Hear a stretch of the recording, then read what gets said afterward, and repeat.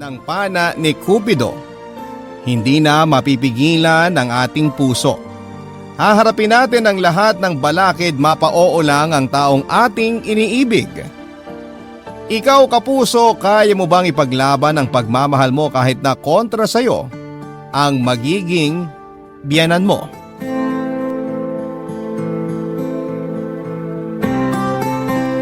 Dear Papa Dudut, magandang araw po sa inyo. Ako po si Romel, 33 years old at nagtatrabaho bilang nurse sa isang public hospital dito sa Nueva Ecija.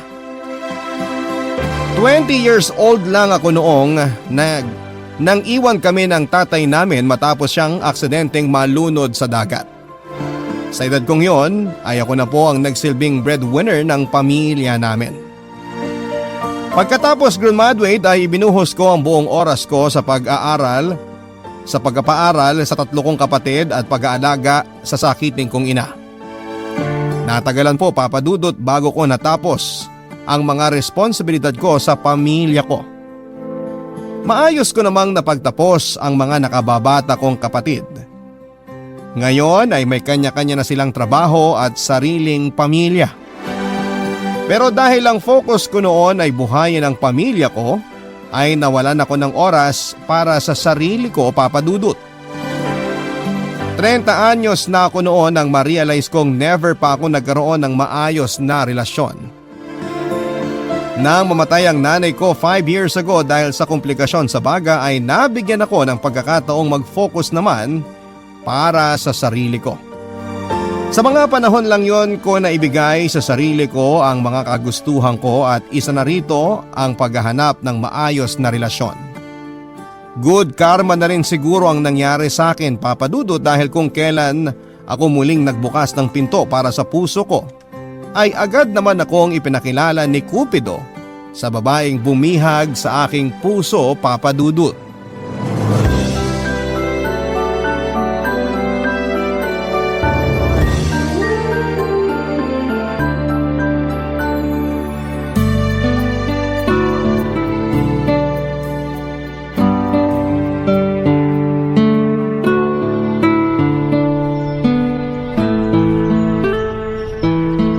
Sige na guys, mauna na ako sa inyo. Uwi na ako.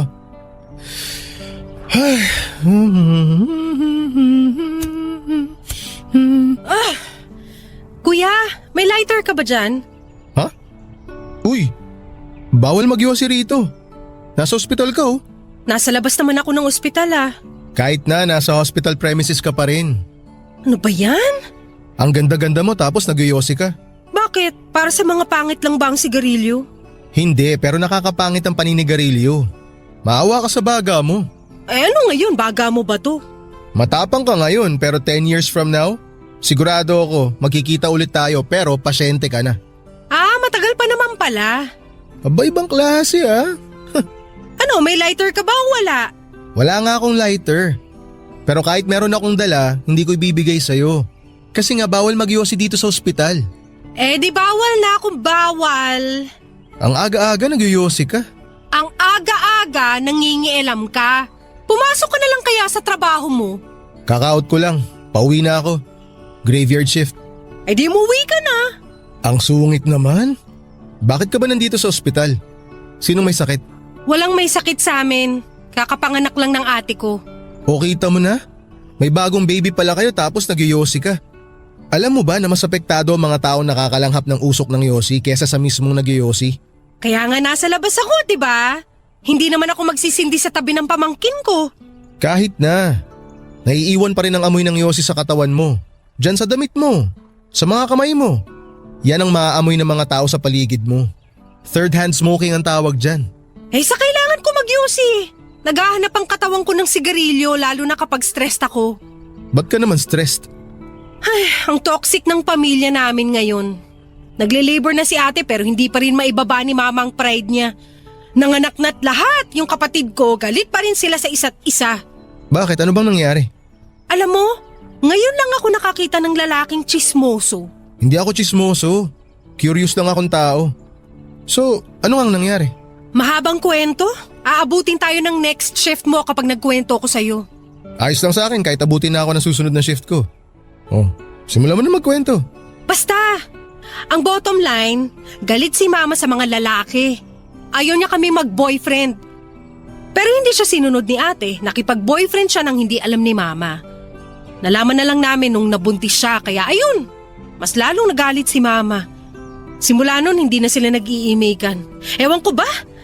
Ang taas-taas ng pride ni mama. Hindi man lang niya magawang bisitahin ang unang apo niya. Unang apo niya yung baby?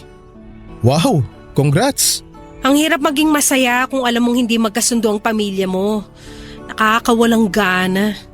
Alam mo, imbis na sunugin mo yung baga mo, gumawa ka na lang ng paraan para magkaayos yung ate at mama mo. Tingin mo wala akong ginawa tungkol dyan? Nagawa ko na lahat, wala pa ring epek. Milagro na lang ata makakapagpabago kay mama eh. Intindihin mo na lang ang mama niyo. Sana naman maintindihan din niya na wala magagawa ang pagkakaroon niya ng mataas na pride. Teka nga, ba't pa ako nag-i-explain sa taong hindi ko namang kilala? Basta ganun na nangyari, huwag ka na mag-follow up question. Alam mo, mas nai-stress ako sa'yo. Kalma! Romel nga pala. Nice to meet you. Umuwi ka na at maghahanap pa ako ng pansinde. At teka sandali. Ikaw, ano pangalan mo? Loren.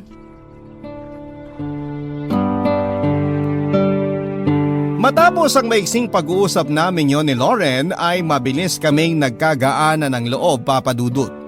Tuwing nag-rounds ako sa kwarto ng kanyang kapatid na kakatapos lang manganak ay palagi ko siyang inaasar na pinapatulan naman niya pabalik ng asar din.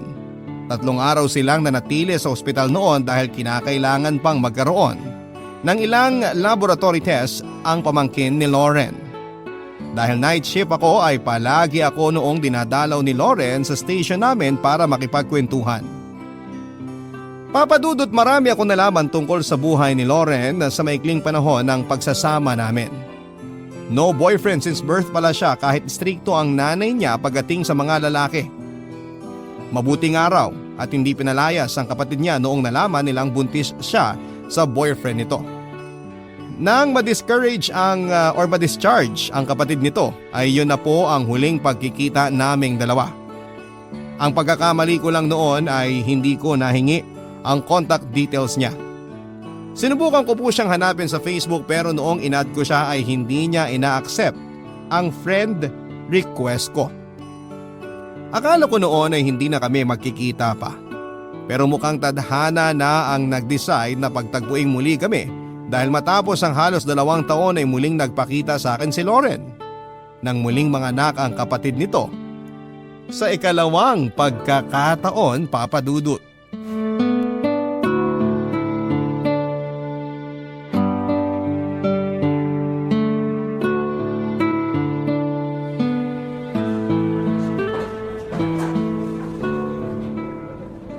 Uy! Lauren? Oo, tama, Lauren! Long time no see ah! Sino ka? Magkakilala ba tayo? Si Romel! Di mo na ako naaalala? Ako yung nurse na kasama mong nakabantay sa ate mo noon nung nanganak siya. Oo nga! Ikaw nga! Sorry, hindi kita naalala. Ang tagal na kasi nun. Muntik na nga rin kitang hindi makilala eh. Nagbago itsura mo ah. May clean na pala buhok mo. Oo, sunod sa uso. Kumusta ka na? Eto, night shift pa rin hanggang ngayon. Ikaw, ba't nandito ka? Huwag mo sabihin. Manganganak na naman ang ate ko. Talaga? Eh anong sabi ng nanay mo? Galit na naman ba? Eh ano pa nga ba? Wala rin naman siya magagawa, nandyan na yan eh. O ano, stressed ka na naman. Baka magyosi ka na naman dito sa ospital ah. Hindi na. Matagal na akong tumigil sa paninigarilyo. Tama yung sinabi mo. Hindi healthy ang pagyoyosi lalo na't may baby kami sa bahay. Good yan. So, hula ko, di mo na naman kasama nanay mo no? Malamang. Hindi pa rin sila nagkakaayos ni ate hanggang ngayon eh. Ba't ba kasi siya nagagalit? Hindi naman na bata yung ate mo para pagbawalan niyang mga anak, di ba? Hindi siya galit sa panganganak ni ate. Galit siya kasi hindi siya sinusunod ni ate. Naniniwala kasi si mama na pare-pareho lahat ng mga lalaki. Mga oportunista, mga manloloko. Grabe naman yung nanay mo. Hindi naman lahat. Yun nga ang hindi niya magets. Pero may kasalanan din kasi si ate, kaya mas lumala ang galit ni mama sa mga kalalakihan. Bakit? Ano bang ginawa ng ate mo? Yung tatay kasi nung unang anak ni ate, tinakbuhan lang siya nung nalamang nagdadalang tao si ate. Etong ate ko naman, hindi natuto, nag-boyfriend pa rin. Ngayon, nabuntis ulit. Yung gagong boyfriend naman niya, itinanggi na siya ang nakabuntis kay ate. Di ayan, 2 anak, 2 ring lalaki na parehong bahagang buntot. So ngayon, masisisi mo pa ba si mama kung bakit gano'n na lang ang galit niya sa mga tulad mo? Pero hindi naman lahat katulad ng boyfriend ng ate mo. Anong hindi? Yung tatay namin niloko si mama. Iniwan kami ng mga bata pa lang kami. Nabisto siya ni mama na may pangalawa pala siyang pamilya. Pinapili siya kung sinong gusto niya makasama. Alam mo kung sinong pinili. Yung kabet. Yung kabet, tama ka. Bata pa lang si mama, may namumuo na siyang galit sa mga lalaki. Naging witness siya kung paano bugbugin ng lolo namin si Lola nung bata pa si mama. Doon nagsimula ang pangit na pagtingin niya sa mga lalaki. Huwag mo sabihing pati ikaw man-hater na rin ha. Hindi ako man-hater. Ayoko rin sa ganung ugali ni mama pero minsan, mapapaisip ka rin naman. Lahat kasi ng lalaking dumarating sa buhay namin, kung hindi duwag at barumbado, mga taksil. So kanino kakampi? Sa mama mo o sa ate mo? Hindi ko alam. Kailangan bang mamili? Oo, aaminin ko minsan nakaka-frustrate talaga yung ganong mindset ni mama kasi inaalisan niya kami ng karapatang makakilala ng taong mamahalin namin eh. Pero masyado rin kasing rebelyo si ate minsan. Sa kagustuhan niyang patunayang mali si mama, mas lalo tuloy naging totoo lahat ng mga pinagsasasabi ni mama kasi nga mga walang kwentang mga lalaki ang napili niya. Kung ikaw ang nasa katayuan ko, sino pipiliin mo? Wala. Bakit wala? Kasi pareho naman silang tama. Paano naging tama yung 2 yun? Hindi mo kasi pwedeng sabihing mali ang iniisip ng mama mo. Kasi yun yung naranasan niya eh. Yun yung pinagdaanan niya. Yung ate mo naman, ipinaglalaban niya lang yung karapatan niya. Siguro yung pinaka-best na gawin mo, intindihin mo yung pinanggagalingan ng mama mo. Pero, wag mo ring isara yung isip mo tulad ng ginagawa niya. Dapat maging open ka sa opinyon ng iba kasi hindi naman lahat ng tao pare-pareho eh. May mga taong katulad ng tatay mo. May tao naman na katulad ko. Loyal. Sus, loyal ka? Oo naman. Pero wait lang ha. Magra-rounds muna ako. Balikan kita mamaya. O sige, balikan mo ako ha. Kailangan ko mag-vent para hindi ako sumabog. Alam mo naman kung saang room kami, no? Oo, hanapin na lang kita mamaya. Sige na. Balikan mo na yung ate mo. Maraming nagbago sa itsura ni Loren, Papa Dudut. Mas nagkaroon siya ng laman kesa noong huli ko siyang nakita. Ang dating hanggang bewang na buhok nito ay umiksi na hanggang tenga na lamang ang haba. Pero sa kabila ng mga pagbabago sa kanyang panlabas na anyo ay wala pa rin nagbago sa ugali nito na siyang nagustuhan ko noong una kaming nagkita. Kung dati-rati ay hanggang sa alaala ko na lang umiikot si Loren. Nang araw na yon ay muli kaming pinagtagpo ng tadhana. Hindi ko na po sinayang ang chance na yon at agad kong kinuha ang social media accounts ni Loren. Doon na po kami nagsimulang maging malapit sa isa't isa, Papa Dudut. Nagsimula kami bilang online friends hanggang sa lakas loob ko siyang inanyayahang lumabas para kumain at mamasyal. Ang pagkakaibigan namin ay mas lumalim pa hanggang sa sinimulan ko na po siyang ligawan, Papa Dudut. Masasabi kong mas mahirap pa kesa sa pagdaan sa butas ng karayom ang ginawa kong panliligaw kay Loren. Totoo ngang napakalaki pala ng galit ng nanay niya sa mga kalalakihan. Hindi ko alam kung anong dahilan o kung paano ito nagsimula pero hindi ko yung ginawang rason para tigilan si Loren. Nagpursige ako sa panliligaw para mapasagot si Loren hanggang sa matapos ang halos 2 buwan. Ay sinagot niya rin ako kahit na hindi pabor sa akin ang kanyang ina, Papa Dudut. Ang mga kwento ng pag-ibig, kwento ng buhay at kwento ng pag-asa. Nasa Spotify na, Barangay Love Stories. Pakinggan kahit kailan, kahit saan. Barangay Love Stories sa Spotify. Kinig na, kabarangay! Papa Dudut, dahil sa sobrang man-hater nga ng nanay ng babaeng pinakamamahal ko ay naging patago po ang aming relasyon. Naging smooth pa rin ang relasyon namin dalawa kahit na ganon, Papa Dudut, very mature ang naging trato namin sa aming relasyon. Hindi man maiwasang magkaroon kami ng misunderstanding kung minsan pero agad din naming naaayos sa pamamagitan ng maayos na usapan. Naging motto na naming dalawa na walang matutulog hanggat hindi kami nagkakaayos. O habang nasa kalagitnaan kami ng tampuhan, ito ang isa sa mga sikreto kung bakit mas tumatag ang relasyon naming dalawa ni Lauren. Sa pagtagal ng relasyon namin, halos masanay na kaming patago ang lahat ng ginagawa naming dalawa. Para kaming gumagawa ng kasalanan kahit na ang totoo ay pareho naman na nasa tamang edad na kami para mag-ibigan. Wala kaming tinatapakang ibang tao at pareho namang totoo ang nararamdaman namin sa isa't isa. Ito rin siguro ang nararamdaman noon ni Lauren kaya matapos ang ilang buwang pagsasama ay nagdesisyon siyang aminin na ang katotohanan sa kanyang nanay. Alam kong hindi pa ako gusto ng nanay ni Lauren noon pero malaki ang tiwala ni Lauren na matatanggap din ako ng nanay niya kapag lubusan na niya akong makilala. Ibang-iba raw kasi ako sa mga lalaking dumaan sa buhay nila at umaasa si Lauren na baka ako na ang magpabago sa pagtingin ng kanyang ina sa mga kalalakihan. Kaya nang dumating ang araw na iharap na niya ako sa kanyang nanay ay pinaghandaan ko talaga ang araw na yon, Papa Dudut.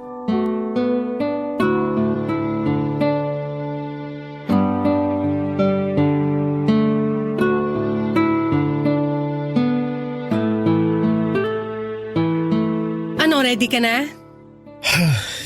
Sandali lang. Parang kinakabahan ako eh. Akala ko ba inaabangan mo tong araw na to? Diba matagal mo nang sinasabi na gusto mong ipakilala na kita sa pamilya ko officially? Oo nga, pero alam naman natin yung ugali ng mama mo eh, di ba? Allergic siya sa mga lalaki. Paano kung di niya ako matanggap? Alam kong matatanggap ka niya. Malayong malayo ka sa mga lalaking iniisip ni mama. Kaya nga ako matapang na ipakilala ka kasi tiwala akong ikaw ang makakapagpabago sa mindset niya na lahat ng lalaki pare-pareho. Kakayanin ko kaya? Oo naman, ikaw pa. Basta magpakatotoo ka lang. Ipakita mo kay mama lahat ng katangian na gustuhan ko sa'yo.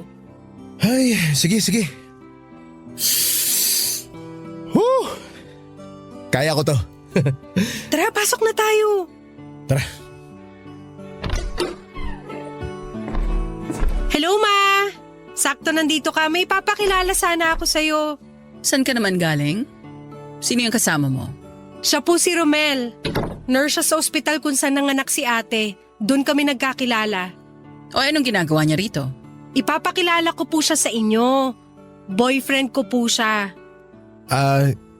Hello po tita. Kailan ka pa nagka-boyfriend? Magagalit ka po ba kapag sinabi kong matagal ko ng boyfriend si Romel? Di ba nag-usap na tayo tungkol sa pagbo-boyfriend na yan? Gusto mo ring matulad sa kapatid mo? Na 2 beses inanakan? Tita, hindi ko po gagawin yun sa anak nyo. Makakaasa po kayo Hindi na… kita kinakausap. Ma naman! Talagang ayaw niyo kong sunding magkapatid, ha? Sige, gawin niyo ang gusto niyong gawin. Total, wala na kayong respeto sa akin. Ma, ilang taon na ako. Nasa edad naman na ako para makipagrelasyon. Hindi na ako teenager na dapat pagbawalan kung magbo-boyfriend ba ako o hindi. Kahit ano pang edad ninyo, hindi magbabago ang katotohanan, anak ko pa rin kayo. Kaya pagbabawalan ko kayo, lalo na kung alam kong itong makakabuti sa inyo. Bigyan niyo naman po ng chance si Romel. Mabait siya. Hindi siya tulad ng mga lalaking nakilala niyo. Hindi siya katulad ni Papa. Huwag mo ang masali-sali sa usapan niyang walang kwentang tatay ninyo. At huwag mo kong tinuturuan, Loren. Dahil mas matanda ko kaysa sa'yo. At ikaw, lalaki. Yes po tita. Umuwi ka na. Huwag niyo naman ako ipahiya sa harap ng boyfriend ko, Ma. Tingnan mo. Boyfriend pa lang yan. Pero ang laki na ng ipinagbago na ugali mo. Sumasagot-sagot ka na sa akin ngayon? Kasi sarado na yung utak niyo, Ma. Hindi niyo pa nga nakikilala yung tao pero ginudge niyo na agad. Bahala ka. Ayoko makipagtalo sa'yo. Gawin mo kung anong gusto mo. Basta pinagsabihan na kita. Kaalis na nga. Ganda-ganda ng araw ko eh. Panira ka.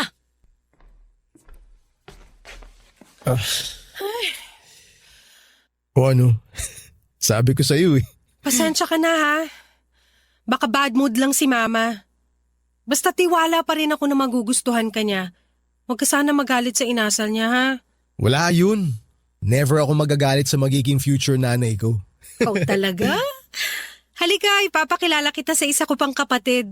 Sana naman hindi rin siya man-hater, no? Lalaki yun, baliw. Halika na. Gets ko naman Papa Dudut kung bakit nainis si Lauren sa kanyang nanay ng araw na yon. Pero kailangan ko ring intindihin na may pinanggagalingan ang galit ni Tita Olivia. Simula ng araw na yon ay ginawa kong misyon para sa sarili ko na baguhin ang pananaw ni Tita Olivia sa mga kalalakihan. Papa Dudut, nagpatuloy ang relasyon namin ni Lauren kahit na alam naming pareho na hindi pabor sa amin si Tita Olivia. Umabot kami ng 3 taon bilang magkasintahan at sa loob ng mga taong yon ay ginawa ko ang lahat ng makakaya ko para lang magustuhan ako ni Tita Olivia, Papa Dudut. Ipinakita ko sa kanya na meron akong maayos na buhay at magandang trabaho para masuportahan ang anak niya. Siniguro ko rin na mararamdaman nila ang pagiging sincere ko kay Lauren. Alam kong pagbubuhat ng sariling bangko ang sunod kong sasabihin pero ibinida ko rin sa pamilya ni Lauren ang pagiging masipag, matulungin at maintindihin kong pag-uugali. Bawat galaw ko ay siniguro kong walang pagkakamali. Ayoko kasing makitaan ako ni Tita Olivia ng anumang negative sa mga ginagawa ko dahil alam kong gagamitin niya ito against sa akin. Pero Papa Dudut, matapos ang lahat ng effort na ginawa ko ay wala pa ring nagbago sa pakikitungo sa akin ni Tita Olivia. Hanggang sa dumating ang araw na kinailangan niya ang tulong ko. Nagulat na lamang ako noon nang bigla akong makita si Lauren sa ospital na pinagtatrabahuhan ko matapos isugod si Tita sa ospital, Papa Dudut.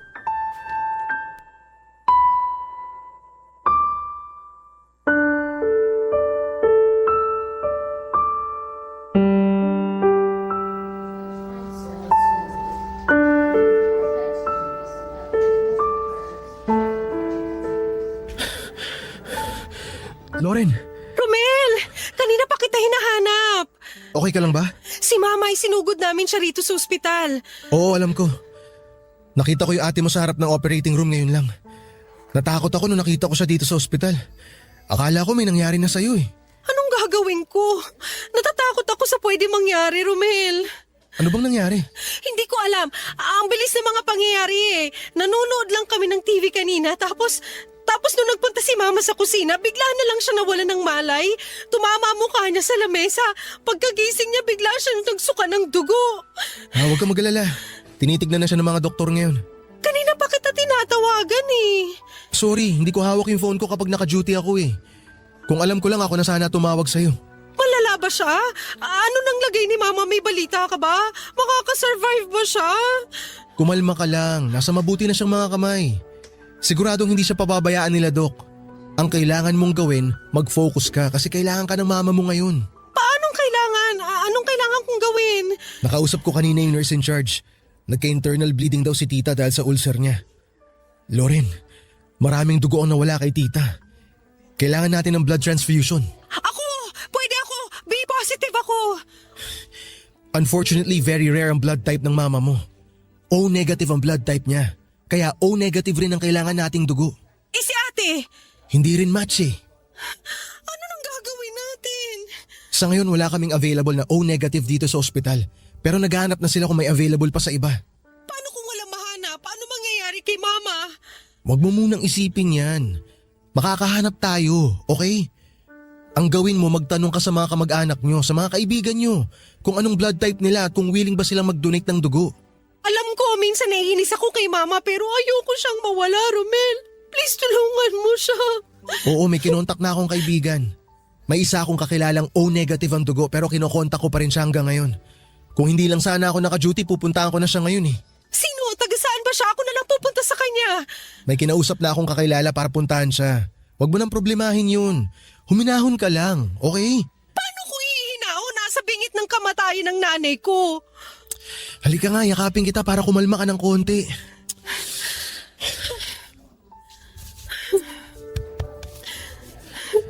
Hindi ko hahayaang may mangyari kay tita. Okay? Kaya kumalma ka lang. Alam naman nating fighter siya eh. Baka nga kapag nalaman niyang magkayakap tayo ngayon, biglang bumangon yun sa operating table para pagalitan ako eh. Nagbiro ka pa talaga sa ganitong sitwasyon. Pinapakalma lang kita. Tinan mo nga yung suot mong tsinelas, magkaiba pa. Eh paano naman kasi? Sobrang nagpanik na ako kanina. Hindi ko na alam ang gagawin ko. Halika, may nakatago akong tsinelas sa nurse's station. Yun na lang muna yung gamitin mo. Paano si Mama? Kami nang bahala sa kanya. Okay? Pangako ko sa'yo, gagawin ko ang lahat para makahanap ako ng donor. Kumalma ka na. Maraming salamat, Romel. Paano na lang ako kung wala ka? Sa awa ng Diyos ay naging matagumpay naman ang naging operasyon ni Tita Olivia ng gabing yon, Papa Dudut. Mabuti na lamang at meron akong nahanap na kaibigang may blood type na O negative na willing mag-donate. Matapos ang operasyon ay inabot ng ilang araw si Tita Olivia sa ospital.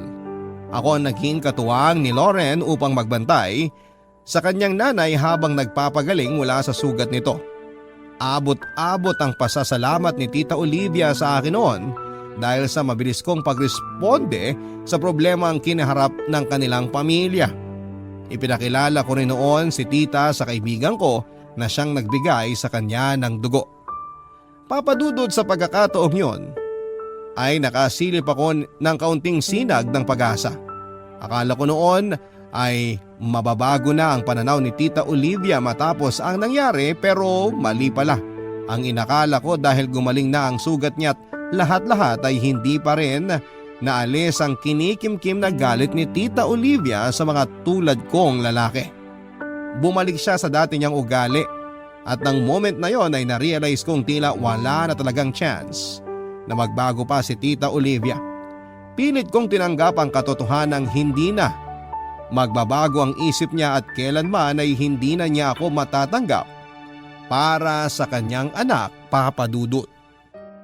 Kabarangay, i-share mo ang iyong barangay love stories. Sabay-sabay nating pakinggan ang iyong kwento ng pag-ibig, buhay at pag-asa. Ipadala lang sa barangaylovestories@yahoo.com. Papa Dudut, tanggap ko na noon na never ko nang makukuha pa ang ipinapanalangin kong approval mula kay Tita Olivia. Ganon pa man ay walang nagbago sa pakikitungo ko sa kanya. Itinuring ko pa rin siya bilang ina ng nobya ko. Puno ng respeto, pangunawa at paggalang.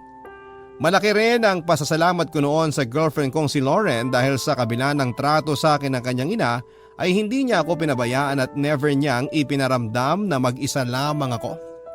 Mataas man ang pader na namamagitan sa amin ni Tita Olivia ay unti-unti rin naman akong naging parte ng kanilang pamilya. Lagi akong present noon sa mga importanteng okasyon ng pamilya nila Lauren. Mula sa mga birthday, anniversary, maging Pasko at New Year ay nakakasama nila ako. Sa mga panahong yon ay hindi pa rin ako tumigil sa pagpapa-impress kay Tita Olivia. Alam kong wala na akong pag-asa pero tinuloy ko ang pagpapatunay na worth it ako para sa kanyang anak. Sa pagtagal ng panahon ay napansin ko na sa sobrang focus ko na pabaguhin ang image ko para kay Tita Olivia ay nalilimutan ko na minsan nang magpakatotoo sa aking sarili. Sobrang kalkulado ko na ang mga galaw ko noon sa takot na makagawa ako ng kamalian. Pilit kong binuo ang isang perpektong Romel. Pero doon ko nga na-realize na hindi na ang pananaw ni Tita Olivia ang binabago ko kundi ang sarili ko na mismo. Kaya bago ko pa makalimutan ang totoong ako ay lakas loob kong kinausap si Tita Olivia, Papa Dudut.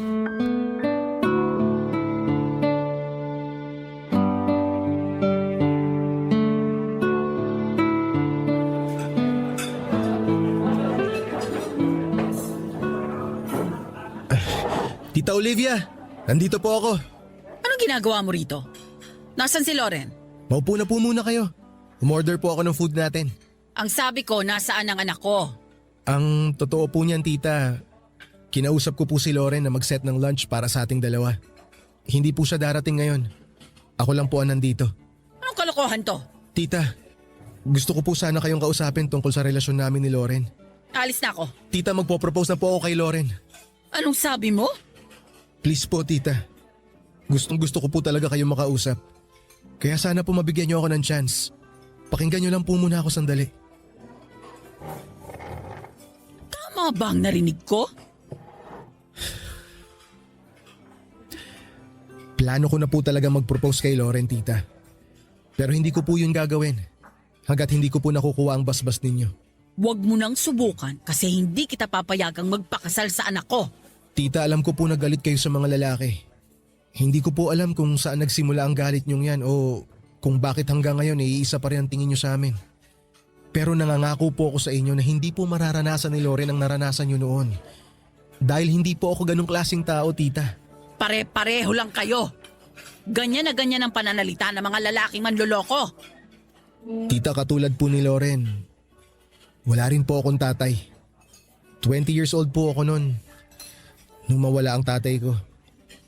Kasi mas pinili niyang ibuwis ang buhay niya para sa ibang tao. Anniversary ng mga magulang ko noon. Nasa dagat kami para mag-celebrate. Hindi ko po alam na yun na pala yung huling araw na makakasama ko ang tatay ko. May isang lasing po na nalulunod noon. Si tatay po ang unang rumisponde pero kapalit po ng katapangan niya ngayon, buhay niya po ang nawala. Tingin mo ba mababago ng kwento mong yan ang pagtingin ko sa mundo? Hindi. Sorry sa nangyari sa tatay mo, pero hindi ko nakasalanan yon. Tita, hindi ko po ginagamit ang kwento ng tatay ko para baguhin ang pananaw niyo sa buhay. Gusto ko lang pong ipunto na hindi po lahat ng tao pare-pareho. Hindi po lahat ng tao katulad ng pinaniniwalaan niyo. Opo, hindi siguro naging maganda ang trato sa inyo ng tatay ninyo. Niloko kayo ng asawa niyo. Pero hindi po ibig sabihin no na ganun din po ang gagawin ko sa anak ninyo. Hindi po ganun ang lahat ng mga lalaki. Alam mo ba kung bakit wala akong tiwala sa mga lalaki? Kasi ang mga tulad ninyo, walang respeto sa mga kababaihan. Kahit kailan, hindi na magbabagong tingin ko sa inyo mga lalaki. Para sa akin, mapagsamantala kayo! Mga hayop kayo! Hindi mababago ng kahit anong kwento ang pang-aabusong nangyari sa akin. Biktima ako ng panghahalay. Alam mo kung sinong gumahasa sa akin? Kaibigan ng tatay ko. Ngayon, sabihin mo sa akin, deserve ko ba na mangyari sa akin yon? Isang 40 anyos na humalay sa isang 17 anak ng kanyang kumpare? Anong kasalanan ko? Bakit kailangan ko maranasan ng ganong klaseng kahayupan? Sorry po, tita. Hindi ko po alam na ganun pala ang nangyari sa inyo. Malaki ang pasasalamat ko sa'yo dahil tinulungan mo ako nung nangailangan ako. Pero pasensya ka na. Hindi kita matatanggap sa pamilya ko. Tita, sandali. Bago po kayo umalis, may gusto lang po akong ibigay sa inyo.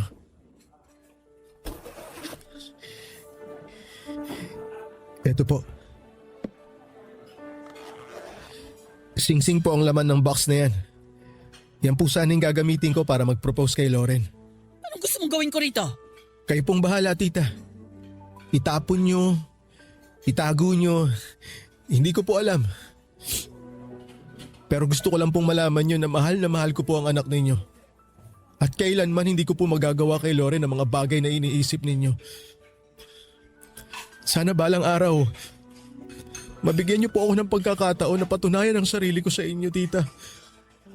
Hindi ko po iiwan ang anak ninyo. Pero nirirespeto ko po kayo. At hanggat hindi ko po nakukuha ang basbas ninyo, tita, iisang tabi ko na po muna yung plano ko na magpakasal kay Loren. Tita, sana po maintindihan niyo ako.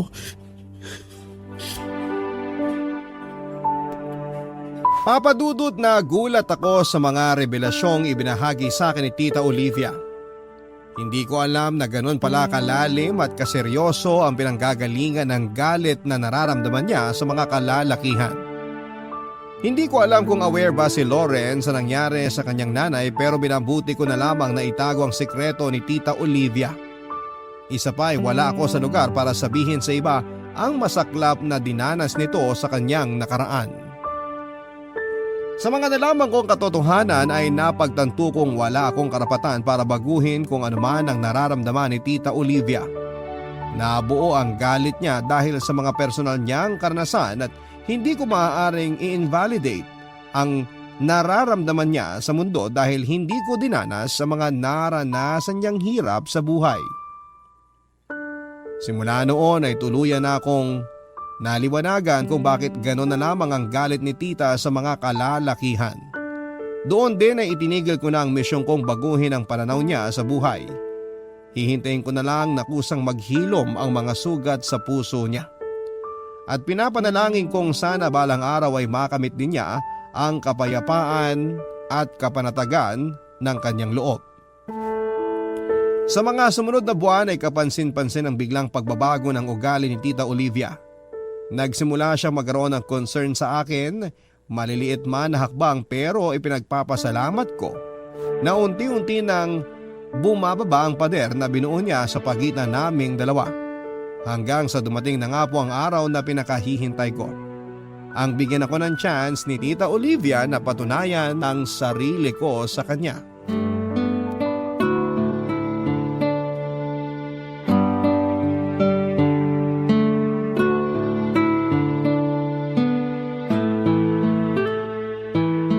Romel, anong ginagawa mo rito sa labas?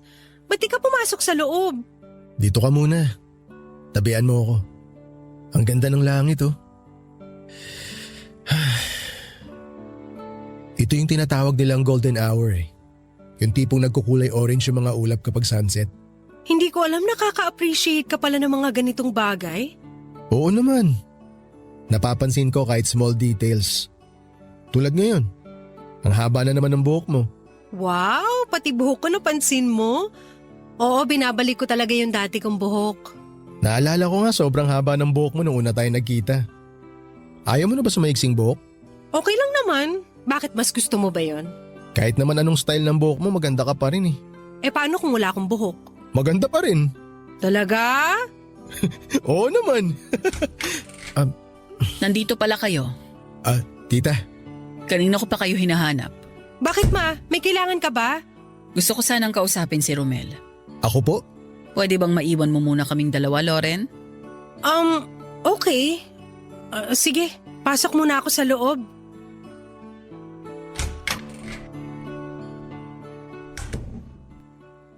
Ano po yun, tita? Ibabalik ko na to sa'yo. Ito po yung... Yung singsing na ipinatago mo sa akin. Ibig po bang sabihin ito, pumapayag na kayo na mag-propose po ako kay Loren? Oo. Binibigay ko na yung go signal sa'yo. Yun lang naman ang hinihintay mo, di ba? Naku, maraming salamat po, tita. Hindi niyo po alam kung gaano po ako kasaya ngayon.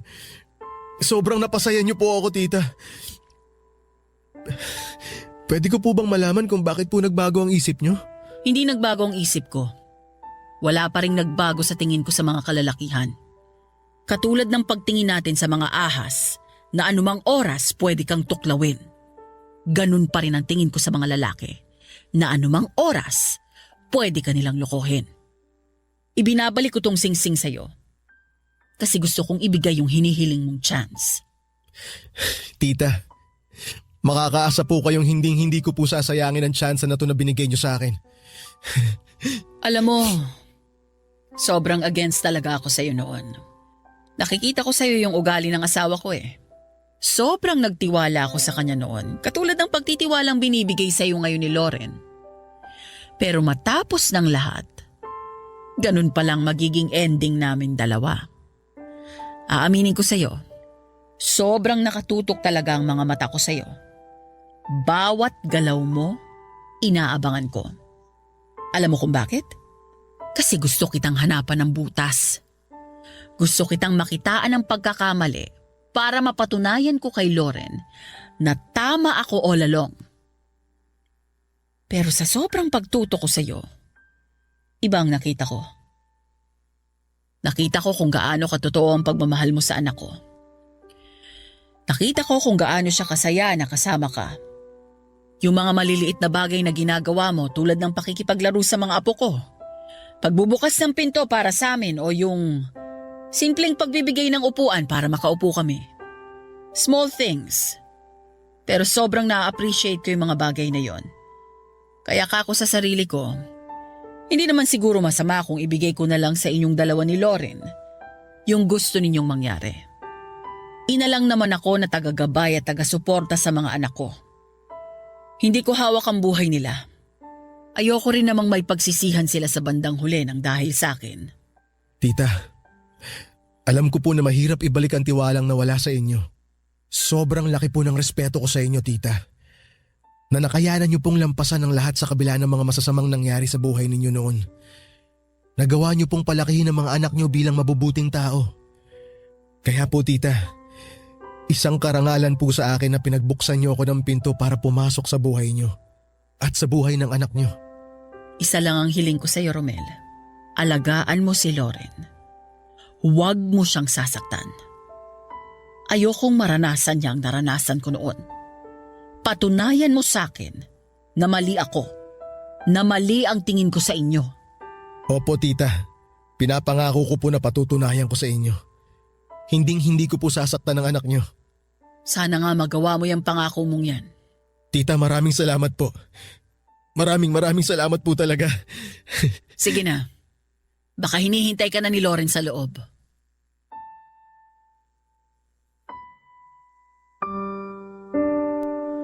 Papadudot kailanman ay hindi na pumasok sa isip ko na muli kong masisilayan ng singsing na ipinatago ko kay Tita Olivia. Walang mapagsidla ng tuwa na nararamdaman ko ng araw na yon ang sa wakas ay binalik niya sa akin ang singsing na yon. Ibig sabihin lamang nito ay ibinibigay na rin niya sa akin ang basbas. Basbas na maaari ko nang hingin ang kamay ng kanyang anak na si Lauren. Ang totoo niyan, Papadudot, ay plano ko na nga sanang bumili noon ng bagong singsing dahil gusto ko nang pakasalan si Lauren kahit na ayaw sa akin ng nanay niya. Mabuti na lamang at hinabaan ko ang pasensya ko at pinagkatiwalaan ko si Tita Olivia na balang araw ay matatanggap din niya ako. Nang araw na yon ay 2 panalangin ko ang ibinigay sa akin ni Lord. Ito ay ang matanggap ako ni Tita Olivia at ang pangalawang panalangin ay makakapag-propose na rin ako sa babaeng pinakamamahal ko. Sa mga sumunod na linggo ay agad ako nag-propose kay Lauren sa harap ng kanyang pamilya. Yun na po siguro ang isa sa mga hindi ko makakalimutang araw sa buhay ko. Sa ngayon ay engaged to be married na po kami ni Lauren at nakatakda kaming ikasal 5 months from now. Nakakatuwang balikan ang naging kwento ng pag-ibig namin ni Lauren dahil ako mismo ay maraming natutunan sa naging takbo nito. Na-realize ko, Papadudot, sa naging storya ng buhay ko na lahat tayo ay may iba't ibang karanasan na siyang bumuo sa mga opinyon at pananaw natin sa buhay. Minsan ay kailangan natin itong irespeto dahil lahat tayo ay may kanya-kanyang laban na hinarap sa kasalukuyang pang hinaharap. Hanggang dito na lamang po ang kwento na ibabahagi ko sa inyo, Papadudot, at sana katulad ko ay marami rin kayong natutunan sa naging kwento ng buhay ko. Muli magandang araw po sa inyo at sa lahat ng inyong mga listeners. Ako po ang inyong forever kapuso at kabarangay, Romel. Ang buhay ay maiwaga, laging may lungkot at saya.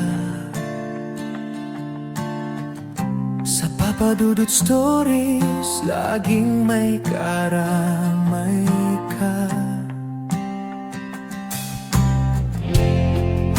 Mga problemang kaibigan, dito ay pakikinggan ka. Sa Papadudot Stories, kami ay iyong kasama. Dito sa Papadudot Stories, ikaw ay hindi nag-iisa.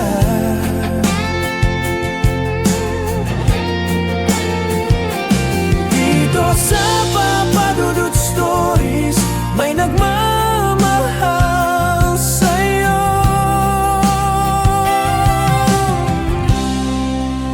Papadudot Stories, Papadudot Stories. Papadudod Stories.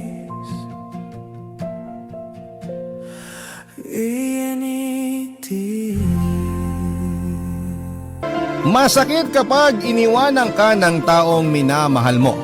Lalo na at ito ang kauna-unahan mong pag-ibig. Minsan dahil nasaktan tayo ay hindi na natin nabibigyan ang pagkakataon ng sarili natin na magmahal muli.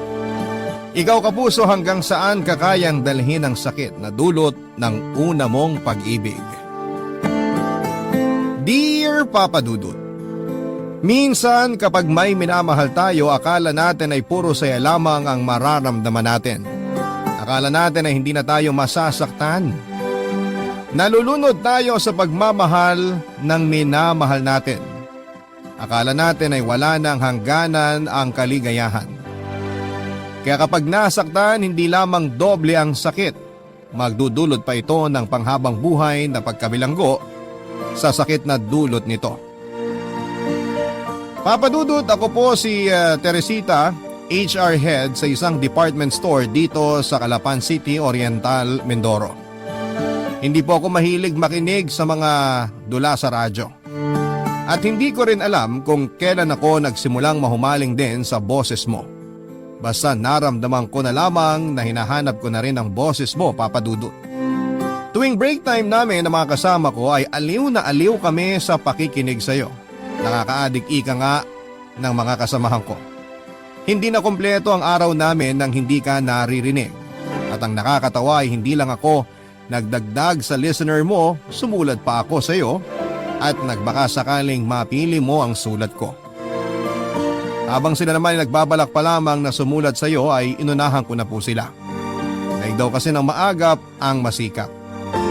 Papadudot, itago mo na lamang ako sa pangalang Teresita. Taga Batangas ako pero napadpad dito sa Mindoro. 24 years old pa lamang ako noong makilala ko si Leonardo. Naging kasintahan ko siya. Matagal ang naging relasyon namin at mahal na mahal ko siya. At sa kanya lamang umikot ang mundo ko. Akala ko ay siya na ang forever ko pero nagkamali ako dahil natukso siya sa iba. May nabuntis siyang babae. Gumuho ang mundo ko noong mga panahon na yon at nawalan ako ng gana sa lahat ng bagay. Hindi ko kinaya ang sakit at ininda ko ang mga ginawa niya sa akin. Iniwasan ko siya at lumipat ako sa Bulalakaw sa bahay ng kamag-anak ko doon. Walang nakakaalam na nandun ako dahil na rin sa kahilingan ko sa mga kaibigan ko na huwag sabihin kung nasaan ako.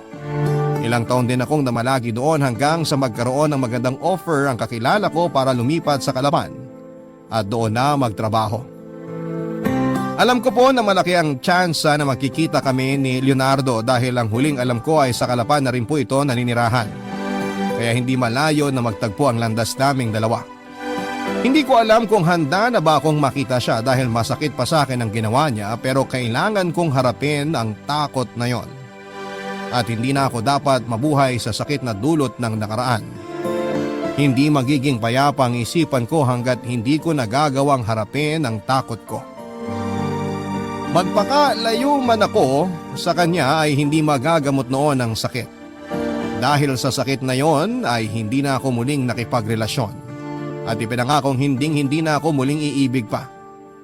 22 taon na mula nang saktan ako ni Leonardo pero pakiramdam ko ay nandito pa rin ang sakit.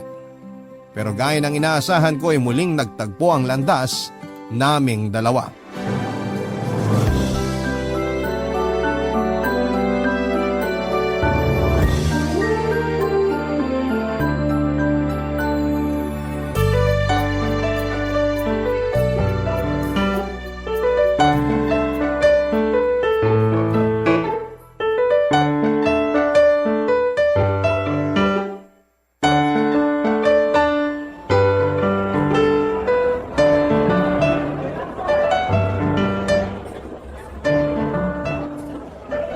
Ilang beses ko bang sasabihin sa'yo na tigilan mo na ako?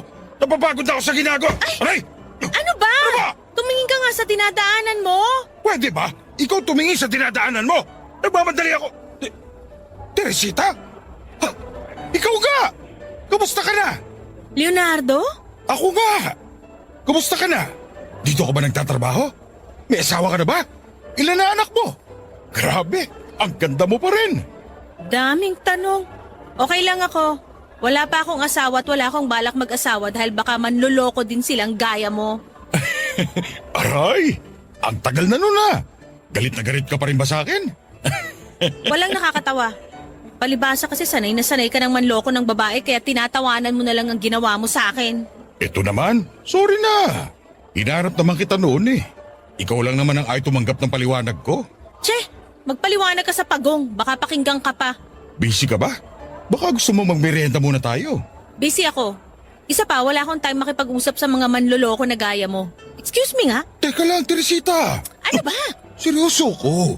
Pwede ba tayong mag-usap? Kahit sandali lang. Seryoso din ako. Wala na tayong dapat pag-usapan. Sapat na ang 22 taon na sakit na ginawa mo.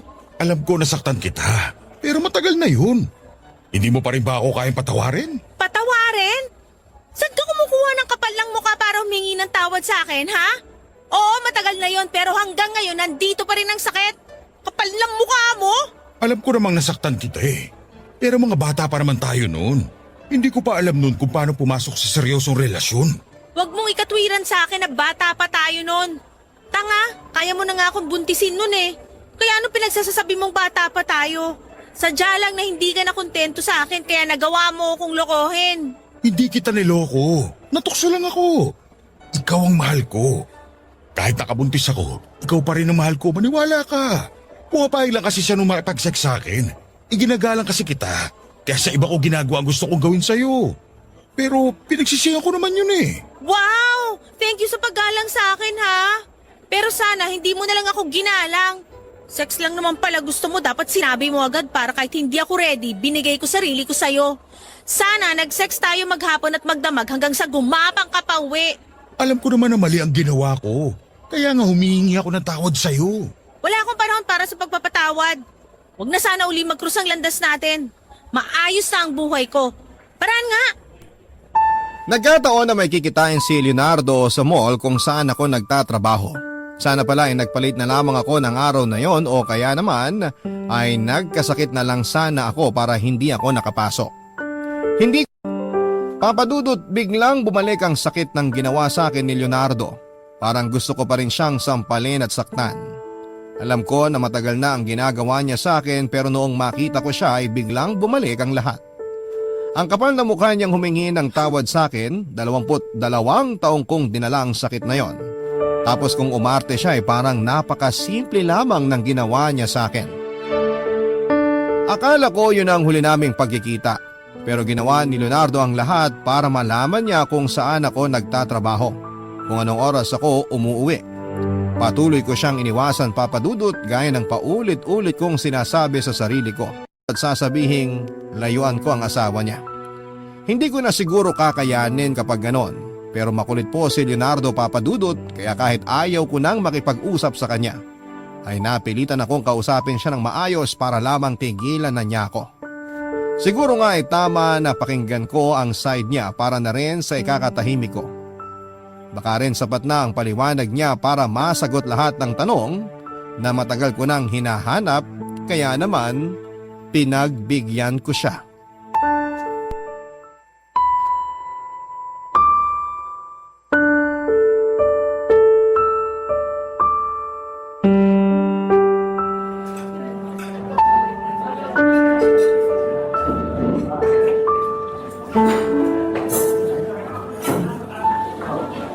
Bilisan mo makikipag-usap ha, may lakad ako.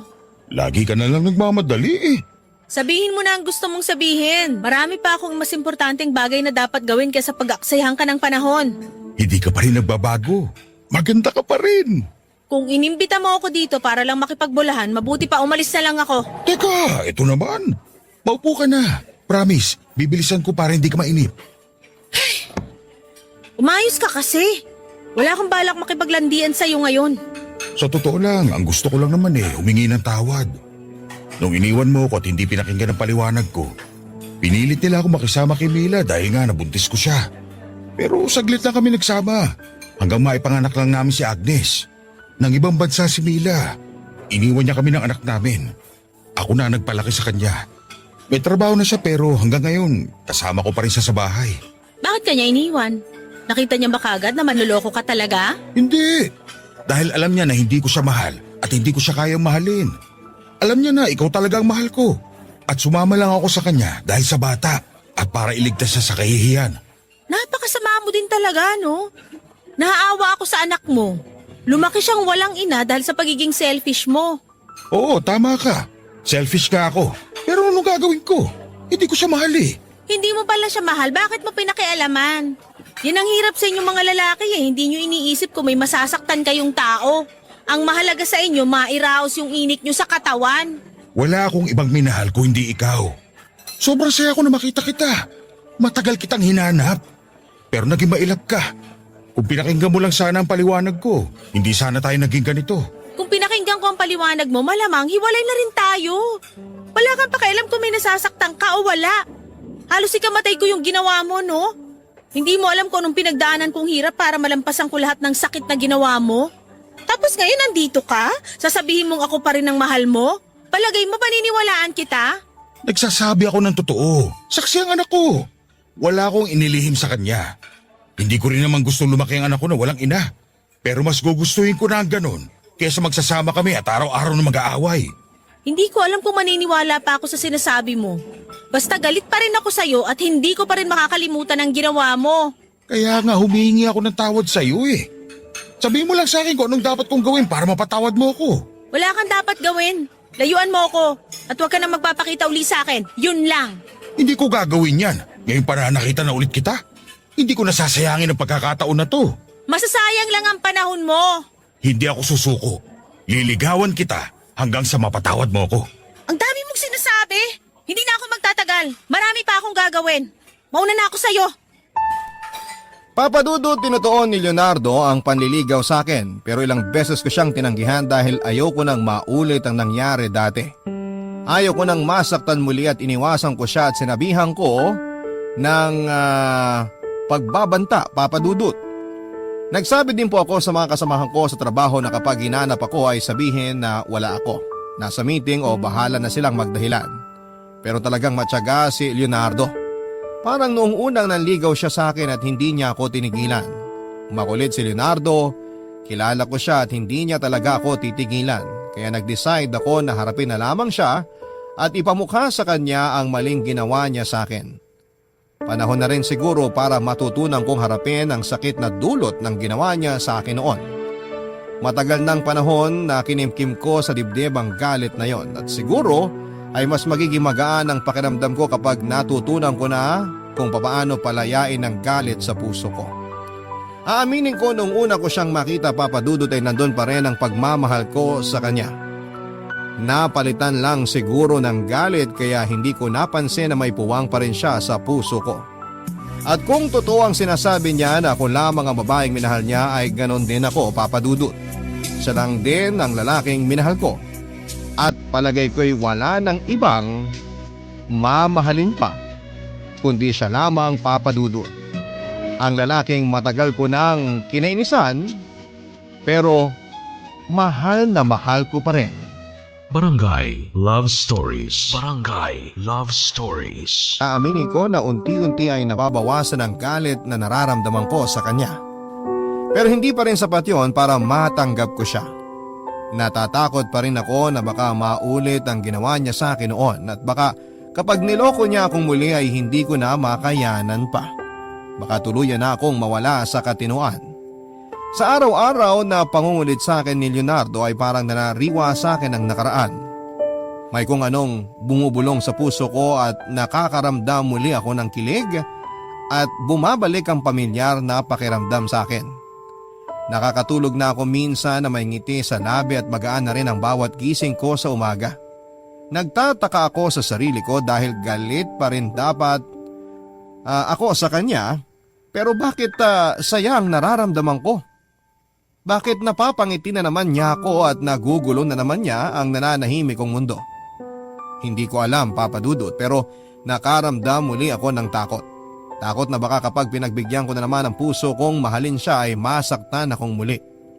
Pero sutil din ang puso dahil parang sa kabila ng sakit na ginawa niya sa akin ay gusto ko na ulit siyang mahalin anuman ang kahinatnan nito.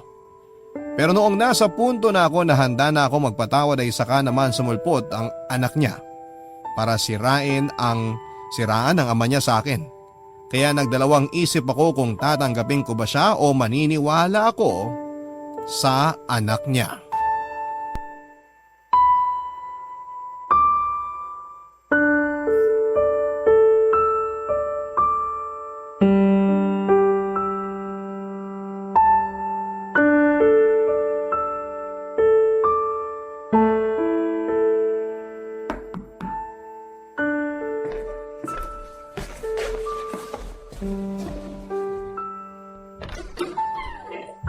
Ikaw ba si Teresita? Oo, bakit? Sino ka? Hindi mo ba ako patutuloyin? Pasensya ka na ha, pero hindi kasi ako basta nagpapapasok sa pamamahay ko, lalo na't hindi ko naman kilala. Sino ka ba? Ako si Agnes, anak ni Leonardo. Pwede na bang pumasok? Ah, ikaw pala ang anak niya. Medyo arrogante ka ha, hindi may kakailan na tatay mo siya. May pinagmanahan ka eh. Pero sorry ha, hindi kasi Leonardo ang password ng pinto namin, kaya hindi kita pwedeng papasukin. Ano bang kailangan mo? Okay, sige. Dito na lang ako sa labas. Sanay ka naman yata na naiiskandalo. Hindi ako sanay ng iniiskandalo, pero hindi rin naman ako natatakot maiskandalo. Layuan mo ang papa ko. Inuutusan mo ba ako? Oo. Dahil ikaw ang dahilan kung bakit iniwan ni Papa si Mama.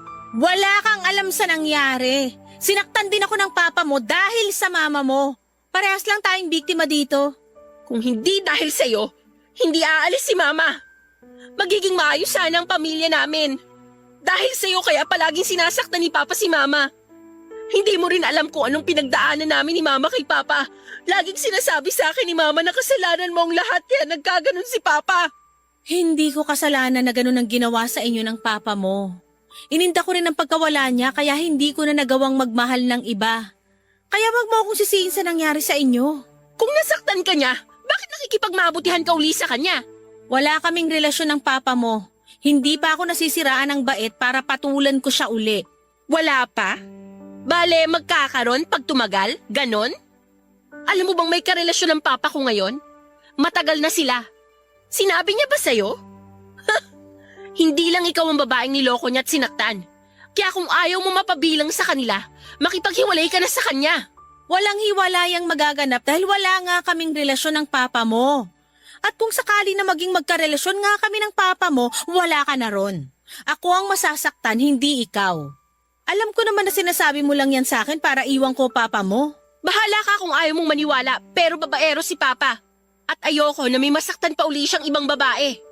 Nakilala ko na lahat ng babae niya. At lahat sila iniwan din ni Papa. Concerned lang ako sa'yo. Salamat sa concern mo ha, pero hindi ikaw ang magdedesisyon para sa bagay na yan. Ako. Huwag mo sabihin hindi kita pinaalalahanan ha. Salamat sa paalala mo. Lahat ba na naging girlfriend ang papa mo? Ganyan ang ginagawa mo? Hindi, sa'yo lang. Ikaw lang kasi ang babaeng hindi pa niya na ipapakilala sa akin eh. Mukhang iba ka sa kanila. Mukha kang disente, may pinag-aralan. Kadalasan kasi sa dinadala ni Papa sa bahay mukhang mumurahing babae. Alam ko kung bakit ginagawa mo sa akin to. Sinisiraan mo papa mo sa akin para maghiwalay kami. Kung ayaw mong maniwala, bahala ka. Kapag nakuha na niya ang gusto niya sa'yo, iiwan ka din niya. Wala siyang ibang minahal kundi ako. Tanggapin mo na lang kung maging karelasyon ko uli ang papa mo. Kami ang magsasama at hindi kayo. Okay, sige, ikaw ang bahala. Ihanda mo na lang ang sarili mo kapag may isang babaeng matangkad, maganda at maputi na susugod sa'yo dito para awayin ka. Good luck na lang sa'yo. Matatakot na ba ako? Oo, matakot ka na. Dahil kung hindi ka sanay na naiiskandalo, mararanasan mo na yun. Naaawa tuloy ako sa'yo. Dahil wala kang alam sa tunay na pagkatao ni Papa. Problema ko na yon. Makakaalis ka na, may gagawin pa ako. Mabuti pa nga umalis na ako. Sana nga totohanin ka ni Papa at hindi igaya lang sa mga babae na pinaiyak niya. Salamat na lang sa paalala mo pero matanda na ako. Alam ko na ang ginagawa ko. Sige na. Hindi ko alam kung bakit gano'n na lamang ang galit sa akin ng anak ni Leonardo Papadudut. Samantalang ako dapat ang magagalit sa kanya sa ginawa ng ama niya sa akin. Kung magsalita siya ay parang kasalanan ko pa ang lahat. Ako ang nasaktan, ako ang dapat magalit sa kanila. Pero sa tono ng salita ng anak niya, ako ang dahilan ng nangyayari sa kanila. Hindi nila alam kung ano ang pinagdaanan ko kaya wala siyang karapatan na husgahan ako. Wala siyang karapatang ipamukha sa akin na kasalanan ko ang lahat dahil biktima rin ako, kagaya niya. Gusto kong magwala, Papa Dudut, galit na galit ako. Pero pinigilan ko ang sarili ko dahil sa bandang huli naisip ko na walang kasalanan ang anak niya. Maaaring kagaya niya ay lumaki din po ito na may galit sa akin dahil ang iniisip nito ay ako ang sumira sa pamilya na sana'y meron siya ngayon. Hindi ko alam at nahihirapan akong intindihin ang nararamdaman ko. Dahil sa kabila ng galit na nararamdaman ko sa nangyayari, ay may bahagi sa puso ko na gusto ko nang makasama si Leonardo. Nararamdaman ko na bumalik na ang dating pagmamahal ko dito at handa na ulit akong mahalin siya kahit na ilang Agnes pa ang humadlang sa amin.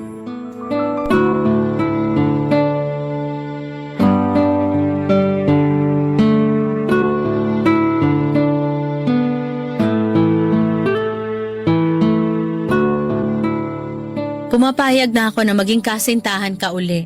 Talaga? Salamat! Hindi ka magsisisi. Ipinapangako ko. Sana lang hindi na uli maulit yung ginawa mo sa akin. Dahil kapag niloko mo uli ako, malilintikan ka na talaga sa akin. Umasa ka na hindi na kita muli sasaktan. Iingatan ko ang puso mo. Magiging mabuti akong kasintahan. Pangako! Huwag kang mangako. Sinasabi ko sa'yo, baka pag ginago mo uli ako, ipabubugbog kita sa mga tambay dyan sa kanto. Teka, paano pala ang anak mo? Siguradong hindi niya magugustuhan kapag nalaman niya ang tungkol sa atin. Huwag mo siyang alalahanin. Mauunawaan din niya ang lahat. Malaki na siya. Ang mahalaga ngayon ay ikaw at ako. Hindi pwedeng hindi ko siya dapat alalahanin dahil pumunta siya dito at kinausap ako. Pinalalayo niya ako sa'yo.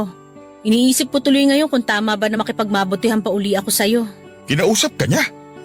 Bakit hindi mo kagad sinabi sa akin? Huwag mo siyang pansinin. Ganun lang ang anak ko. May pagkasilosa kasi yun at ayaw na nababaling sa ibang atensyon ko. Hayaan mo't kakausapin ko. Hayaan mo na. Siyempre nasanay yung bata na kayong dalawa lang lagi ang magkasama kaya siguro nagulat. Pasasaan ba't magiging okay din naman kaming dalawa? Huwag na natin siyang madaliin tungkol sa atin. Ang mahalaga, maayos na tayo. Hindi na siya bata. May boyfriend na nga siya eh. Kaya dapat mauunawaan niyang nararamdaman ko. Kakausapin ko siya. Mas maganda siguro kung formal kita ipakilala sa kanya para mas makilala ka niya. Huwag na muna, saka na lang. Tama ka, mauunawaan din niya tayo. Hayaan mo at kapag maayos na ang lahat, kakausapin ko siya ng masinsinan. Wala kasi siyang kinalakihang ina, kaya siguro ganyan siya. Sige, ikaw bahala. Ipapaubaya ko na sa iyo tungkol sa bagay na yan. Teresita, Oh, pwede na ba kita uling tawaging mahal? oo naman, mahal. Ay, matagal na panahon ko din na hindi naramdaman ng ganitong klase ng saya. Yun! Ako din, mahal ko. Yan din ang nararamdaman ko ngayon. Babawiin natin ang mga panahon na sayang natin. Pero alam mo, sa totoo lang, may takot pa rin ako. Pero mas lamang ang saya. Kaya siguraduhin mo lang na hindi mo na talaga ako lolokohin, ha? May kalalagyan ka talaga sa akin. Oo naman, mahal ko. Umasa ka na hindi na ako titingin sa ibang babae at hindi na rin ako titikim ng iba. Magsasabi na ako sa'yo para kung hindi ka papayag makapag-sex sa akin, di magpapaalam mo na ako sa'yo na titikim ako ng iba para may basbas mo. Subukan mo. Biro lang. Ang akin naman kung makakalusot lang. Baliw. Basta kung may gusto ka, sabihin mo sa akin. Huwag kang mag-alala, ihahanda ko ang sarili ko para dyan. Kahit maghapon pa at ihilang ang pahinga. Kung yun lang naman ang paraan para hindi ka na magloko, ibibigay ko na sa'yo. Talaga? Ops! Teka, hindi ko sinabi ngayon ha. Umayos ka. Kung makakalusot lang, ito naman. Che, pero alam mo mahal, hindi ko na naisip na darating pa tayo sa ganito. Imagine, mahigit 20 years tayong hindi nagkita, ni hindi tayo nag-usap. Pareho tayong hindi nagmahal ng iba, tapos ngayon eto, magkasama na uli tayo. Ang saya, di ba? Tama ka, mahal. At wala akong hindi gagawin para lamang mapasaya ka. at makabawi sa mga nagawa kong pagkakasala sa'yo. Salamat mahal sa muling pagtanggap sa akin ha. I love you. Pakis nga. I love you too, mahal. Naging masaya ang pagsasama namin, Papa Dudut. Walang kasing saya. Ni hindi sumagi sa isipan ko ang mga sinabi sa akin ng anak niya at sa pagkakataong ito ay walang takot kong ibinigay ang sarili ko kay Leonardo. Hindi na ako natakot ipadama sa kanya ang pagmamahal ko. Hindi ko na inisip ang tungkol sa anak niya. Nagsama kaming dalawa pero hindi kami nagpakasal. Nagalit lalo sa akin ang anak niya at napansin ko na nakikipagkompetensya ito sa akin pagdating sa ama niya. Madalas po itong gumagawa ng eksena para lamang pumunta sa kanya ang tatay niya at minsan ay napipiko na rin po ako pero pinipili kong magpasensya. Pinipilit kong unawain ang kagaspangan niya. Alam kong naapektuhan na rin si Leonardo sa nangyayari. Madalas ko po itong nakikitang tahimik at umuwi na rin po ito ng lasing. Nagiging bugnutin at parang laging aburido. Napapansin ko rin na palihim siyang nakikipag-usap sa telepono at hindi ako nagtatanong kung sino ang kausap niya, Papa Dudut. Anak niya siguro ang kausap niya at ayaw nang iparinig sa akin para maiwasan ang gulo. Ilang buwan pa lamang kaming magkasama ni Leonardo nang mabuntis ako. Hindi ko alam kung ano ang nararamdaman niya nung sinabi ko sa kanya ang pagdadalang tao ko. Parang wala siyang emosyon. Hindi ko alam kung masaya ba siya o hindi. Taliwas sa pakiramdam ko ang saya, Papa Dudut. Sa maikling panahon na magkasama kami ay malaki ang pagbabago sa ugali niya. Nahirapan ako mag-adjust, lalo na at bago lamang sa akin ang ganitong sitwasyon. Tapos madadagdagan pa kami. Nasanay kasi ako sa buhay na mag-isa at walang nag-aalala sa akin o nag-uutos kung ano ang dapat kong gawin. Nasanay ako na ako ang pinagsisilbihan. Kaya hirap na hirap ako dahil sa bahay ako ang gumagawa ng lahat ng bagay. Ako ang nagsisilbi sa kanya at hindi ko alam kung hanggang saan ko kayang sakyan ang ipinapakita niyang panlalamig sa akin. Doon ay biglang pumasok sa isipan ko ang maputi, matangkad at magandang babae na sinasabi ni Agnes. Barangay Love Stories. Barangay Love Stories. Galing ni Leonardo ay naramdaman ko din na parang balisa siya palagi at parang may inililihim. Palagi siyang galit at madalas na rin kaming nag-aaway. Palihim ko po siyang sinubaybayan at madalas kasi kapag umaalis siya o ginagabi siya ng uwi ay anak niya ang ginagawa niyang dahilan. Nagkaroon ako ng pagdududa. Gusto kong malaman kung talaga bang ang anak niya ang dahilan. Kung bakit nagbago ito sa akin sa maikling panahon lamang. Maraming tanong ang pumapasok sa isipan ko, ano nga bang dahilan ng pagbabalik nito sa akin. Tama siguro ang anak niya. Gagawin lang din akong babae nito gaya ng ibang babae na nagdaan sa buhay nito. Tanga lang ba talaga ako na nagpauto muli sa lalaking ito? Hindi ako nagkamali, may babae si Leonardo. Maganda ito, matangkad at maputi na gaya ng sinasabi ni Agnes. Mukhang palaban ang babae at hindi basta magpapatalo. Ewan ko pero biglang bumalik ang pamilyar na sakit. 20 taon na ang nakaraan. Mas masakit, mas nakakagalit. Bigla kong nahawakan ang maumbukong tiyan noon, Papa Dudut, at awang-awa ako sa sarili ko at sa magiging anak ko. Nagpatawad pala ako ng isang taong walang puso. Sana'y hindi ko na lamang muli siya kinausap. Baka nga concern lang talaga siya sa akin ng anak niya kaya ganon ang sinasabi nito sa akin. Sinungaling pala talaga siya at babaero. Ewan ko ba, Papa Dudut, nalilito ako at hindi ako nagpakita sa kanya. Hinintay ko siya sa bahay at kinontrol ko ang galit ko at pakikinggan ko ang kasinungalingan niya sa huling pagkakataon.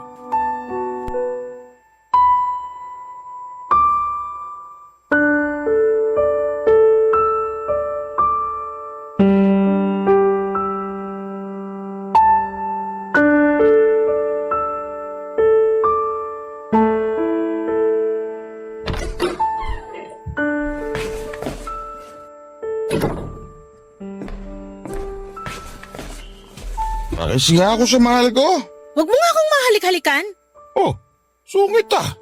Teka, bakit hindi ka pa natutulog? Saan ka galing? Saan ako? Nagkayayaan kami ng boyfriend niya. Nagkasarapan kaya hindi kaagad ako nakauwi. Kumain ka na ba? Huwag ka nang magsinungaling. Sinundan kita kanina. Alam ko kung saan ka galing. Alam mo naman pala bakit nagtatanong ka pa? Ang kapal ng mukha mo? Tinanggap kita dahil akala ko mahal mo ko? Tama palang anak mo. Hindi ako dapat nagtiwala sa'yo. Hayop ka! Aray! Teka! Ano ba? Napakataas mo kasi. Akala mo lahat ng tao sasambahin ka. Kaya nung nakita kita ulit, na-challenge ako.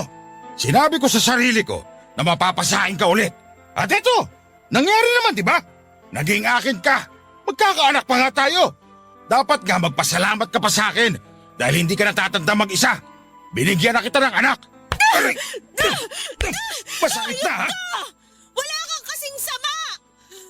Akala ko mahal mo ako! Hindi kita mapapatawad! Oo, masama ako pero kasalanan mo yan eh. Iniwan mo ako sa isang pagkakamali ko lang. Hindi mo ako pinakinggan. Alam mo naman kung gaano kita kamahal noon, hindi ba? Sinira mo buhay ko! Sinira ko ang buhay mo? Ako pa talagang sumira sa buhay mo, ha? Ako na ang niloko mo? Ako pa ang sumira sa buhay mo? Ikaw ang sumira sa buhay mo? Ako ang niloko mo? Ako ang sinira mo ang buhay? Tinanggap kita dahil akala ko mahal mo talaga ako.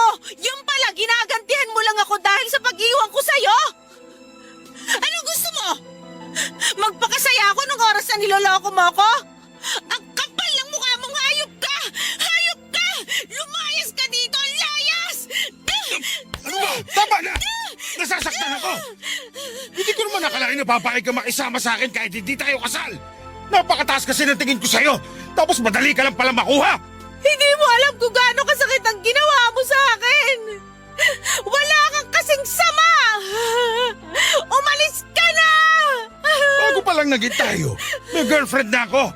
Mahal ko siya. Ang bala ko lang naman talaga pag nakuha kita, iiwanan na kita. Alam ko na isinusumpa mo ko dahil sa panloloko ko. Pero wala na akong choice. Buntis ka na. Hindi na kita pwedeng basta pabayaan. Kaya kong palaki ng anak ko na mag-isa!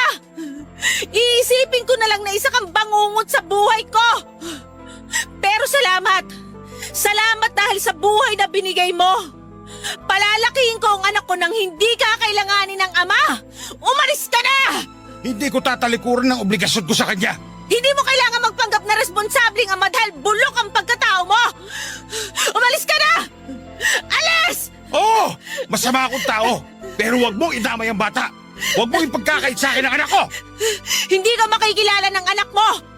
Hindi niya kakailanganin ng ama na katulad mo. Bubuhayin ko siya ng mag-isa. Umalis ka na!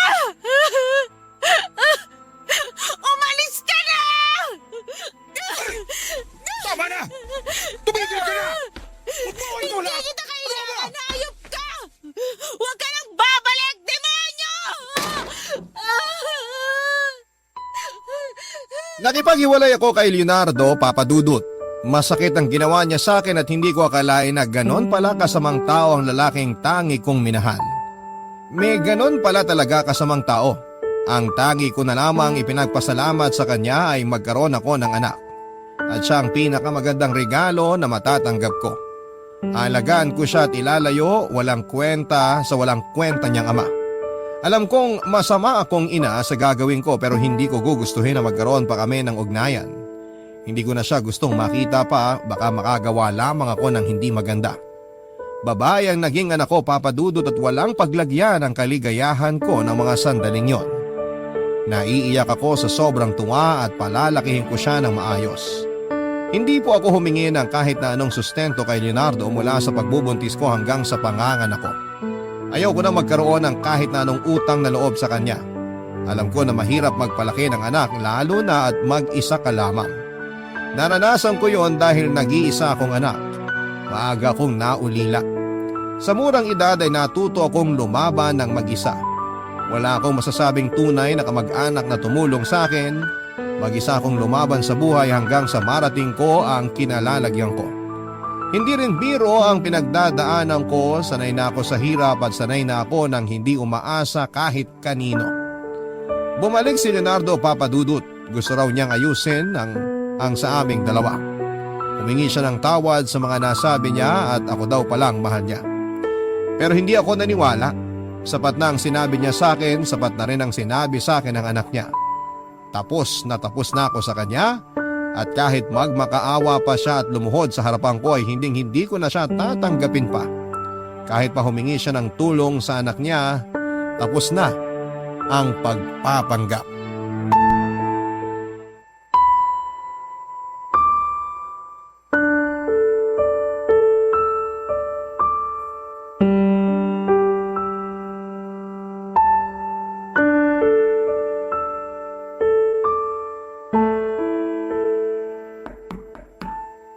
Sino yan? Si Agnes? Sandali lang.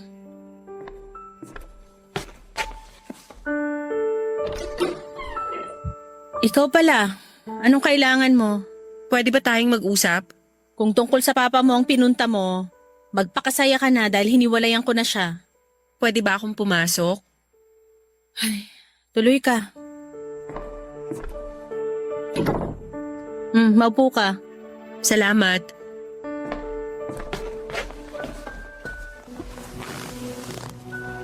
Ano pa bang kailangan mo? Kung hinahanap mo ang papa mo, wala siya rito. Doon mo siya hanapin sa babae niya.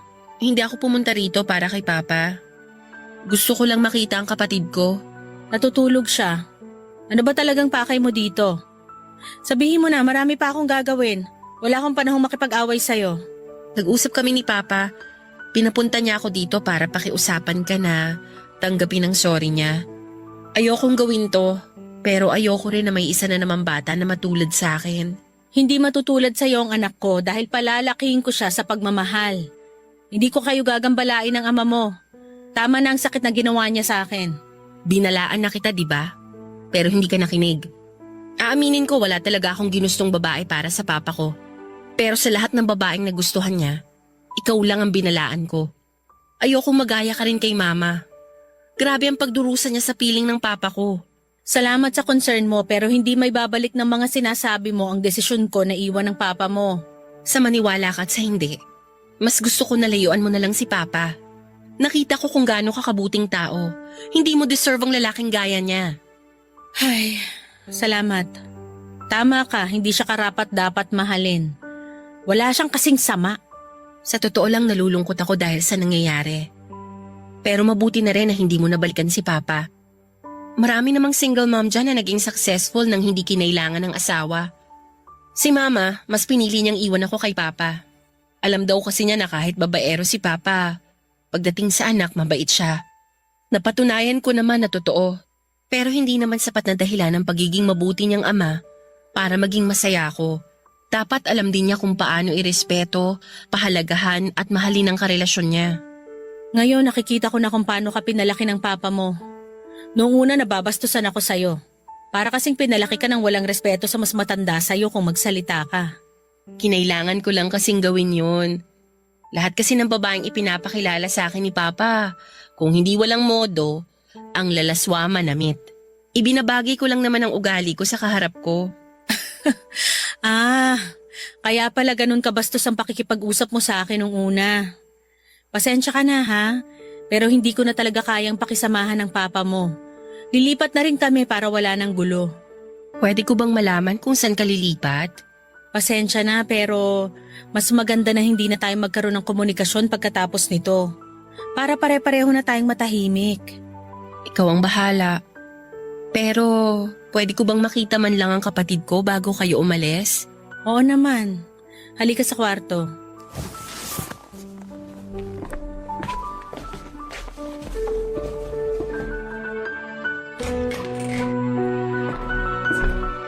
Halika, pasok ka.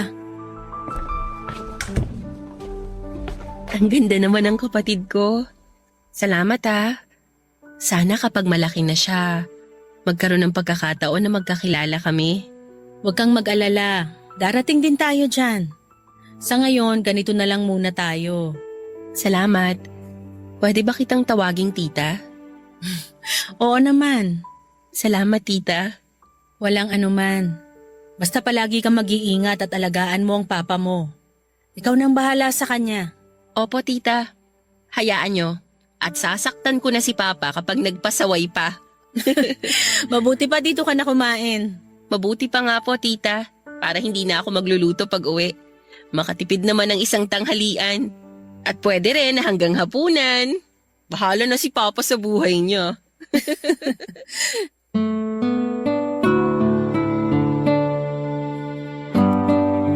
Naging maayos ang samahan namin ni Agnes bago ko umalis, Papa Dudut. Pero si Leonardo ay hindi ko na siya kinausap kahit na ilang beses siyang nagpabalik-balik sa bahay namin. Iniwasan ko na siya. Hindi ko na pinakinggan ang mga sinasabi niya at sapat na ang nalaman ko para hindi ko panghinianganan ang isang kagaya niya. Ilang taon ako nabuhay sa sakit na ginawa niya. Kung alam ko lang na masarap pala ang magkaroon ng anak, sana'y hindi ko na pinatagal. Sana hindi na ako nabuhay sa anino ng sakit ng nakaraan. Napakaraming sana ang biglang pumasok sa isipan ko pero iga nga nila ganon talaga ang buhay. At kahit na anong gawin natin ay hindi na natin maibabalik ang nakaraan. Kaya dapat na lamang tayong mabuhay sa kasalukuyan at sa hinaharap. Lumayo kami, Papa Dudut, nagpaalam lamang ako kay Agnes na aalis na pero hindi ko sinabi sa kanya kung saan kami ng anak ko pupunta. Kapag dumating ang tamang panahon at maunawaan na ako ng anak ko ay sasabihin ko ang lahat sa kanya. Wala akong ililihim. Aalagaan ko ng maayos ang anak ko at mamahalin ko siya higit pa sa buhay ko. Siya ang magsisilbing lakas ko. Naging maayos ang buhay ko, Papa Dudut, ganon pa rin ang posisyon ko sa nilipatan kong department store. Ikinuha ko na lamang ng taga-alaga ang anak ko at hindi na ako nakibalita tungkol kay Leonardo. Baka magulo na naman ang mundo ko. Sinarado ko na ang puso ko sa kanya at bubuksan ko na lamang ang bagong pahina ng buhay ko kasama ang anak ko. Gagawin kong masaya, bubuo kaming dalawa ng bagong storya na kaming dalawa lamang ang magkasama. Kakalimutan ko ang pahinang naging dahilan ng lahat ng pagkabigo ko. May mga pagkakataon na nalulungkot pa rin ako pero kapag nakikita ko ang mga ngiti ng anak ko ay tila napapawi na ang lahat ng pagod at lungkot na nararamdaman ko. Ganon pala yon, Papa Dudut. Nakakatuwa lamang isipin na ang dating babae na takot magmahal ay sinarado ang puso sa iba ay handang-handa na ulit magmahal ngayon. Handang-handa ng magmahal hindi ng lalaki, kundi ng anak na bunga ng kanyang makulay na nakaraan. Maraming salamat po sa pagbasa ng sulat ko, Papa Dudut, at sa mga kabarangay ko na nasaktan ng taong minahal nila ay huwag kayong matakot dahil napatunayan ko na hindi pala natin dapat sinarado o isasara ang puso natin. Maaring 2 beses akong sinaktan ng lalaking minahal ko, subalit nagkaroon naman ng magandang nangyari sa buhay ko kapalit ng sakit na yon. Lahat ng nangyayari ay may kadahilanan. At maaring ang nangyaring ikalawang kabiguan sa muling pagtanggap sa lalaking minahal ko ay paraan lamang po ng Diyos para magkaroon ako ng supling at maging kumpleto ang pagkatao ko bilang isang babae. Ang inyong forever kapuso at kabarangay, Teresita. Ang buhay ay maiwaga, laging may lungkot at saya. Sa Papa Dudut Stories, laging may karamay ka. Mga problemang kaibigan, dito ay pakikinggan ka. Sa Papa Dudut Stories, kami ay iyong kasama. Dito sa Papa Dudut Stories, ikaw ay hindi nag-iisa.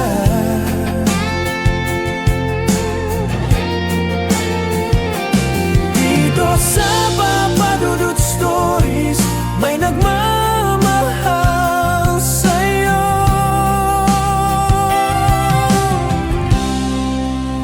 Papa Dudut Stories, Papa Dudut Stories, Papa Dudut Stories.